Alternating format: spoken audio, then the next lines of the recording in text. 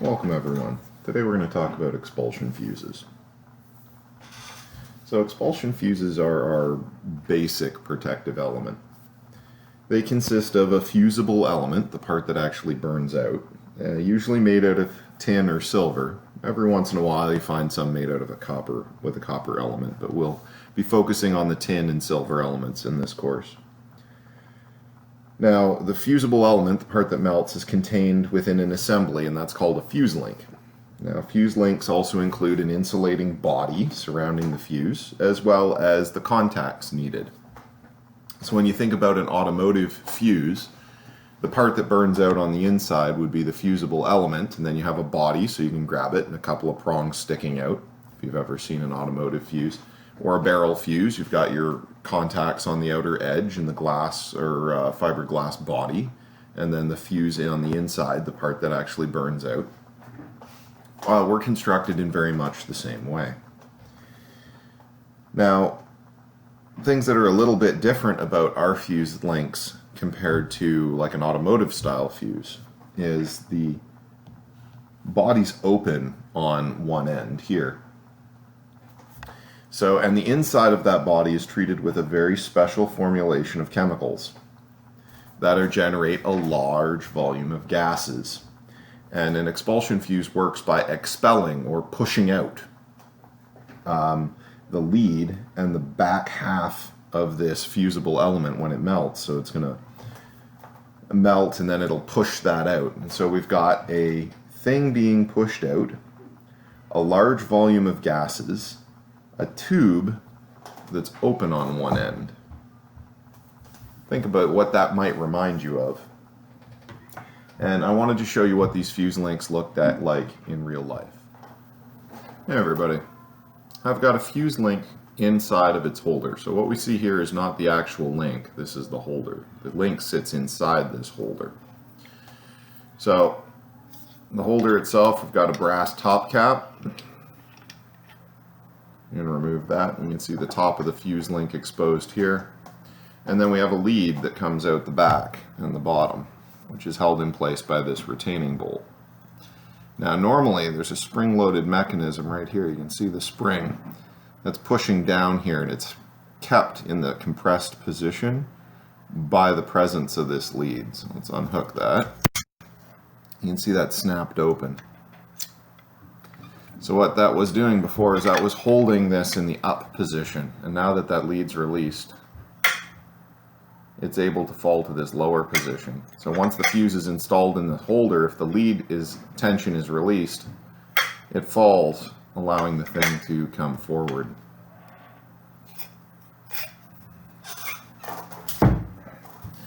This is the actual fuse link itself, complete with some spider webs.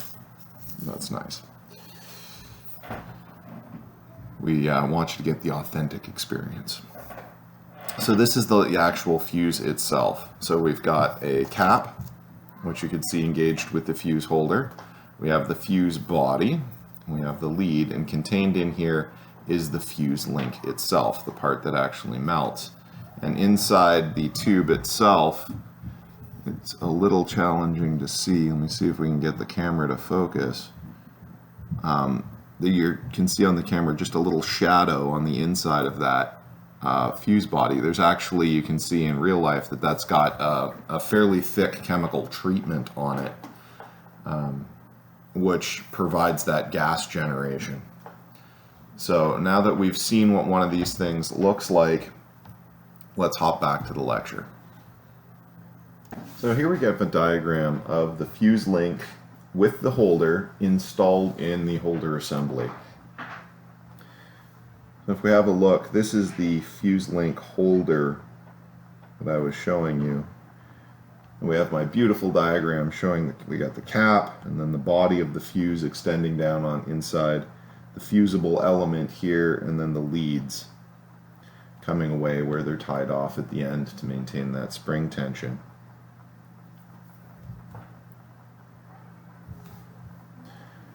So I wanted to talk about the operation sequence. So when a fuse link operates, it melts. We're going to get an arc established where your fuse link is going to melt, and then gravity's going to start to work, and that tension's going to start to work, and those two pieces are going to start to separate, and that's going to create an arc due to the inductance inherent in our distribution system.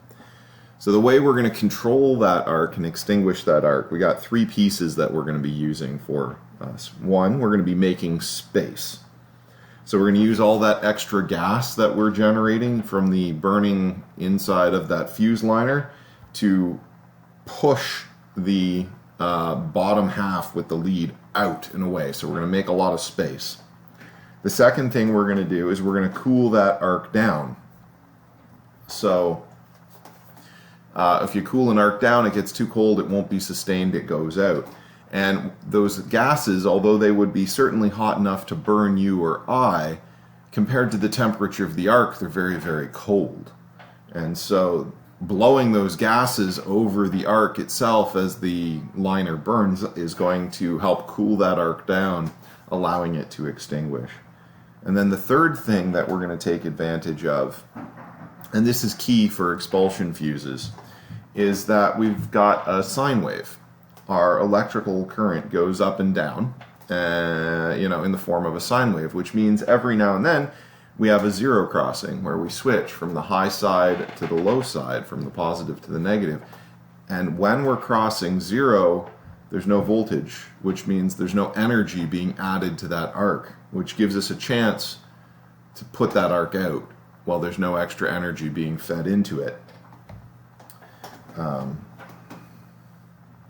So let's take a look at our sequence. We're going to have our fault occur. We're going to see our fusible element melt. The arc gets established inside the link. The arc ignites our coating. The coating starts to burn, and it starts to push the bottom half of that link out. Then we get a zero crossing. Now, if we have made enough space, and if we have cooled the arc enough, at that first zero crossing, we are done. Arc is out, story's over. Circuit fault is interrupted, circuit is open. Depending on how strong the fault is, depending on how much current was flowing through it, depending on where in the half cycle the fault occurred, it's possible we didn't make enough distance and we didn't cool things down enough. And when the voltage starts coming up again, the gases inside are still ionized, and so boom, our arc is reestablished and continues to burn. So we'd call that a respark or a reignition, and it would burn until our next zero crossing, where we try and extinguish it again.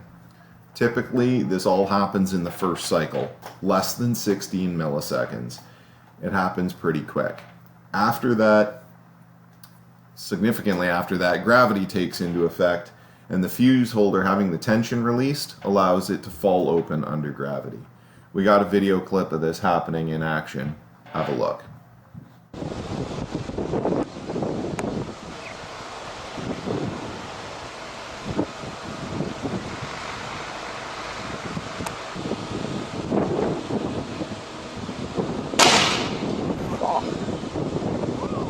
Oh man, that was beauty.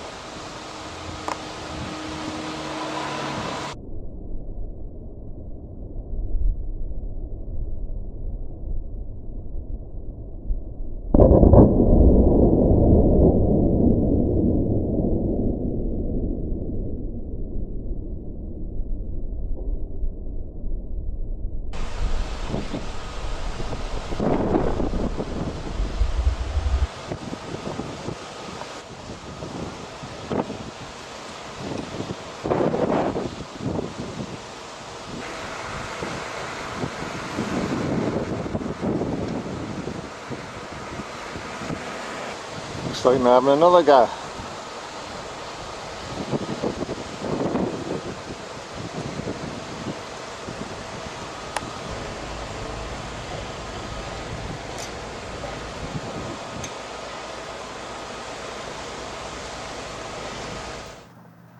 So if that reminded you of a gunshot, it should. It sounds a lot like a shotgun going off, which makes sense, because if you take a look at our diagram, what do we have? We've got a body contained a bullet in a barrel, with a chemical compound that generates a lot of gas, which is another way of describing gunpowder. So we are literally shooting that lead loose. So very energetic when it lets go. You don't want to be standing directly under one when it's pointed at you. Some of those sparks hit the ground still hot. So you don't want to be installing these things over areas where you have really, really dry vegetation. It's caused a lot of problems in California, for example, with sparking of wildfires when fuses operate. So this is what the thing looks like. If we take that operation from the video and we slow it right down and we look at it electrically, let's see what's happening. So we're starting out, we've got our sine wave, right? Electricity is flowing normal. We've got some current in the line. And all of a sudden a fault occurs and the current in the line shoots off right to the moon. Very, very high levels of current all of a sudden. The current takes off, and then very, very quickly afterwards you see that our fuse melts and an arc is established. And that arc is able to sustain the flow of current all the way through. Now this shaded area represents the energy that's being dumped into that fault. The energy dumped into that arc. So this shaded region is what's going to be delivering energy to our faulted area, and it's that energy that's going to be doing damage to equipment. So we're looking to minimize that. And we can see that, we have a period of time here from when the arc gets established initially over to this first zero crossing where the arc, that's the time that the arc burns. So right at the zero crossing, the arc's there's no more voltage to sustain that arc, and so at our zero crossing, the arc goes out. But the gases that that arc, they're still ionized, they're still hot enough. If we put the voltage back on, that arc's right back there, if we haven't gotten enough space. And so for our purposes of explaining how things work, we're going to assume we did not make enough space and we did not cool things down enough. And so as the voltage begins to rise up again, boom, we get this reignition. We call it a respark, where those hot ionized gases are reestablished as an arc as soon as the voltage starts to come up. And in this case, we're going to have that arc continue to burn for the entire half a cycle. That arc will sustain the support the full current of that fault. And that's going to continue until we get back to our zero crossing. Now at this point we've had 8 more milliseconds, about half a cycle, around 8 milliseconds, to make some space and cool things off. At this point, that liner on the chemical treatment, that's burned off. It has done its job. Our arc is all stretched out, it's all cooled off, and so at this point here, when we extinguish the arc, it's going to stay off. And now our fault is interrupted, the circuit is open, and the fuse has done its work.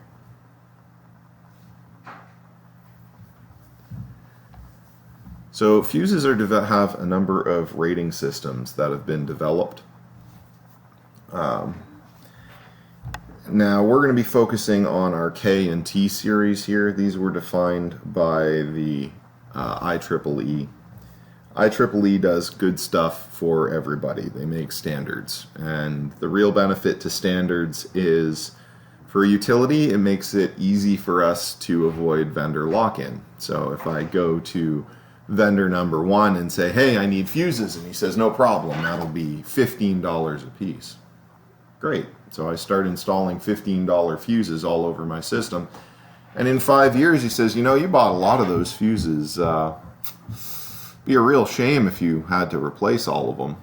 I think I'm going to start charging you $100 a fuse. Well, if that was the only vendor who made that fuse, I'd have no choice but to either replace them all, which would be painfully expensive, or start paying his exorbitant prices. But if I'm using a standardized fuse and vendor number 1 says, I think I'm going to charge you $100, I can go to a vendor number 2 or vendor number 3 or vendor number 4, all of which sell the same standardized fuse, and say, guys, give me your best price. And suddenly vendor 1's much more willing to get in line again because he doesn't want to lose my business.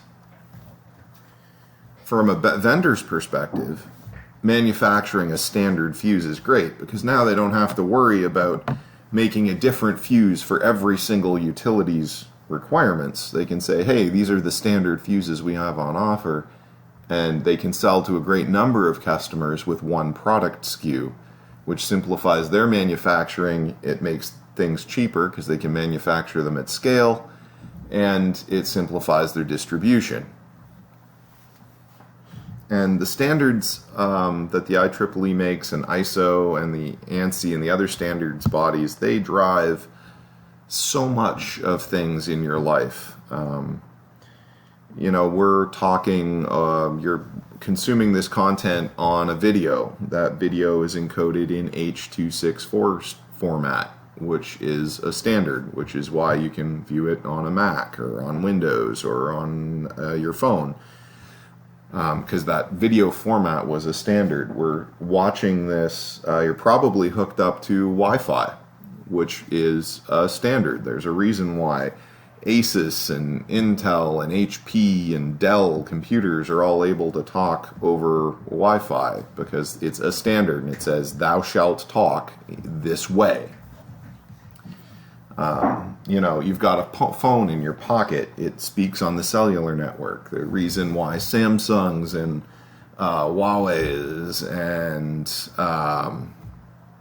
iPhones all are able to work on the same Bell or Rogers network is because that cellular signal is standardized. USB. Even stuff like bolts and screws, or you talk about an M8 nut or a 8x32 bolt, or you want to talk about a number 8 2-inch wood screw. Those are all standards, right? You can buy that same screw or that same nut and that same bolt from any vendor you want. You can pick it up at the local hardware. You can go to a Fastenal or an industrial supplier. You might get a fancy nut or a simple nut or one made out of stainless steel or brass or just plated zinc, and it doesn't matter, but they're all going to work together because they're all built to that same standard. So standards do a lot of good things for us. IEEE is one of the groups that does a lot of standards in the electrical world, and they're very influential, and they have a lot of indirect influence on how things work for utilities as well. So our K and T series fuses, these are IEEE, and what they do is the IEEE says, I want you, if you're going to sell a fuse and you're going to label it as a K or you're going to label it as a T fuse, it must perform at this specific time, this specific value, right? So it might be at 300 seconds, you have to melt at exactly 1,000 amps, for example. It's a little bit big for a fuse. Probably at like 0.1 seconds, maybe you melt at 1,000 amps. So the IEEE sets the standard behavior on these fuses. Now we also have a fast fuse and a slow fuse that we're going to be studying in this class. And there's a whole bunch of these series of fuses. There's literally dozens of behaviors to pick from, but for the most part, having those extra behaviors doesn't really add much. So for the purposes of our class, we're going to stay focused on the K and the T speed fuse. So we're looking at the minimum melt, which is the lowest value that a fuse would possibly act on, right? So the lowest current and the lowest time threshold where the fuse would melt and operate. That's could be as much as 10% below the defined value. And the amount of time it takes to finish opening that circuit, given the arc and the resparks, could be as much as 10% greater. And those values vary a little bit because it's mass manufacturing. These things are made cheap. So did you get the fuse link with a big old glob of solder on it, or did you get the one that was, a little bit shorter? Did you get the one where the guy cut the fuse link a little bit short? Or did you get the one where the fuse link got cut a little bit long? Did you get the one that got the extra dose of alchemical treatment? Or did you get the one that didn't get that heavy level of chemical treatment? And it's still in spec, but maybe it's going to take another tiny fraction of a second to ignite, and it's not going to generate quite as much gas, so it's going to take ever so slightly longer. So you get these variations. Now, the difference between a fast and a slow fuse is the ratio of its fastest defined operating time to its longest defined operating time. So these defined operating times are called gates in the standard.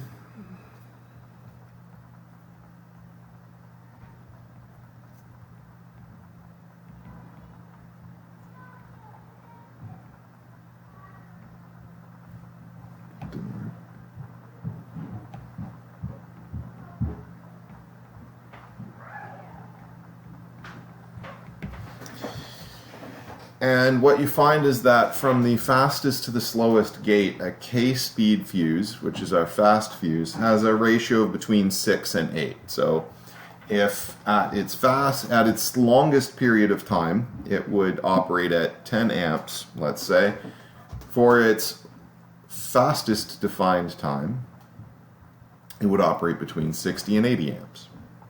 Whereas for a T-speed fuse, which is considered a slow fuse, those ratios go up to between 10 and 13. So if its long operating time was 10 amps, you might find that at its fastest defined operating time, it might be 100 or 130 amps instead of 60 or 80 amps. So these slower fuses have the benefit of being much more tolerant in terms of large temporary overloads. So things like motor starts, where I'm sure you guys have all had the experience of, the AC starts on somebody's house and the lights dim just for a fraction of a second. What's happening is that big motor's starting up, it's drawing many times its full load rating of current initially. And that's, one of the things we saw is that large currents through real life conductors, when we were doing our fault analysis questions, can result in a voltage drop. And you were seeing that voltage drop inside the house from the large starting current on the AC's compressor as a dimmed light. Those slow blow fuses, like the T-speed fuse, is going to be a lot more tolerant. It's going to accept that temporary overload a lot more willingly than something like a K-speed fuse, where it might say, you know what, you are too far over and we're out. The downside of a slow operating fuse is, we saw here, we've got these arcing currents, and the longer we wait to act, right? So if we don't have a bolted fault, we've got a fault, but instead of, flowing 100,000 amps, 20,000 amps, maybe it's only flowing 3,000 amps or 2,000 amps. Still way too much, still a major problem. But, now if the fuse is going to wait a little bit, because, maybe that's not a fault, maybe that's just a really big motor. What you're doing is you're waiting cycles and cycles and cycles where that arc is established and burning before the fuse decides to operate. And now you've got that arc that, our cutting torch of an arc is just being left on our assets to wander around and do as much damage as it possibly can. So the downside of a slow blowing fuse is more damage to your equipment. The upside of the slow blowing fuse is that it's going to be more tolerant against big overloads. And one of the things that the engineers have to decide on, and you'll get to be deciding on for the purposes of our course, is what's the most appropriate fuse for the specific application. Do we want the slow one or do we want the fast one? Which one's going to do a better job? So here's an example of what fuses would look like on a TCC curve. And so we've got our labels, we've got a K-speed fuse here, and we've got our T-speed curve. And you can see the difference here, right in this area here. So if we work up around 2000 amps, right, we're coming up, and we can see that the K-speed fuse, which is our fuse right here, so the faster operating curve, is going to operate at around 0.3 of a second for 2000 amps. Whereas that same fuse link rating, so they're going to have the same behavior here over at the hundreds of seconds. They'll operate at the same value. But as the time goes down, you can see for 2000 amps, whereas the K speed would operate after 0.3 of a second, the T speed doesn't operate for a full second, right? More than twice the amount of time that that overload's allowed to persist, which, if that was a fault, is more than twice the amount of time it has to do damage before the flow of current is interrupted. Whether that's a good thing or a bad thing depends on the situation. Now, I mentioned that fuse behaviors were defined. They could operate as much as 10% fast or slow, and so what this does is it defines a range of operation, where we have a minimum melt, which is the lowest possible value. Below this, we're guaranteed that our fuse will not operate. And we represent that on our curves with a black line. We also have a maximum clear, which we represent by a red line, which represents the amount of time where anything beyond that, and the manufacturer guarantees the circuit will be open by that bound. And what we end up with is a region, which we show is shaded in between the upper and the lower bound. And inside that region, our behavior is undefined. Did it melt? Is it in the process of opening? Is it already clear? We don't really know. Right? It depends. Did you get the quick-acting fuse off the pile, or did you get the sluggish one off the pile? What's the history of that fuse? We really don't know what that's going to do, and so that's an undefined behavior region. Could be open, could be closed, could be thinking about opening.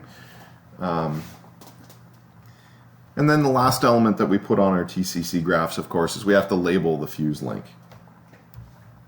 So going back to the graph, right, so we've got our label. This is a 25T, and our fuse links are always rated with named with a rating and then the series. So 25 is the rated number of amps for that fuse to operate at, and then T, so this is a T series, 25 amp rated fuse link. We've got a minimum operating threshold, so this is our minimum melt curve, and marked in black, and in red, our maximum clear time curve. And these you'll see run pretty much parallel, and right down the middle of those would be the defined operation.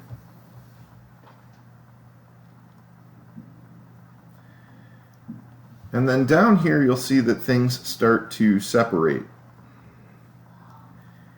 What's happening here is we're starting to get down into the hundredths of a second.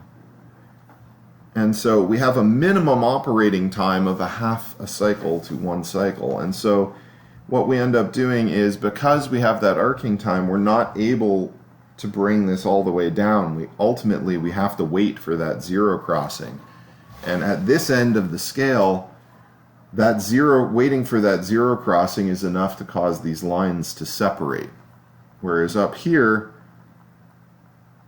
waiting for that 60th of a second, a couple of milliseconds on a 300 second timer, that's way too small. You'd never see it. But adding 5 or 6 milliseconds down here when we're only talking about 2 milliseconds is definitely enough where it would be visible on the graph. Or 10 milliseconds or 20 milliseconds, definitely enough to show it on the graph. All right, that's what we got for you. Hope you've enjoyed it and look forward to next week.